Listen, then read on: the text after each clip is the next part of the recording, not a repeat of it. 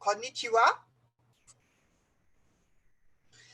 I'm very pleased to be coming to Japan, and thank you very much to the Classical Osteopathy School in Japan for inviting me to talk. So I'm really keen to share my experiences with dealing with pregnant women with you, and I'm hoping that we can cover a whole range of things.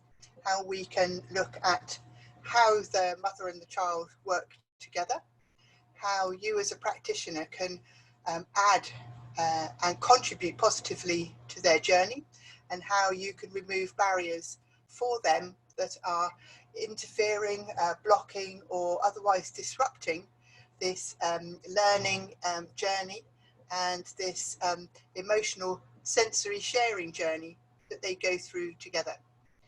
And I think coupled with the classical osteopathy approach, which is whole body, a whole person, whole scenario, you have a much more three-dimensional and exploratory perspective already in your work, where you continue to revisit and you re-explore, and as things change and compensations emerge and adaptations occur, you revisit and you recontextualize what's actually happening with the pregnancy with the mum and the baby. And I think this is a really good dynamic which fits so nicely with how I see this clinically, which is exactly that. It's a constant reimagining of what's going to be the next appropriate, best and effective and supportive thing to do.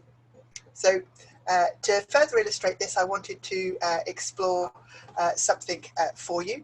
Now, I've tried to put together a haiku, which is probably a very bad one, but it's where I can try to share some of my ideas. So what I want to just try to do for a moment is to show this little screen. Now, in English, the number of syllables would work such as this. Osteopathy, find health of two, not just one, kind journeys to both. Now, in Japanese, I gather the flow may not be quite right, but オステオパシー、一つだけでなく、二の健康を見つける。両方への親切な旅。So, in an attempt to bring a better form, I adjusted for this so that the English now reads osteopathy, mother and baby health together, and in Japanese, オステオパシー、母と赤ちゃん、一緒に健康。and I'm hoping that that works a little better. When I am trying to explore with pregnancy, though, one has to try to imagine from the mother's point of view what she's going through. And this is just a great little dynamic, is that there's all sorts of things you'd like to try to do, but you can't quite get there. And as an osteopath, how can you help her achieve her dynamic so that she's more efficient and less symptomatic and having a less frustrated time than before? And certainly, if we actually come to the whole pregnancy and delivery, the end of the pregnancy and the delivery story, there's all sorts of things that we can understand as to what's really happening with uterine contractions, what's really happening with trying to push that baby out, what's really going on with dilation of the cervix, and what all this means for the mum and also for the baby, so that as you give birth, then you have a whole other layer of understanding as to what you might be able to do osteopathically. So certainly we have, I am hoping, an entertaining educational time.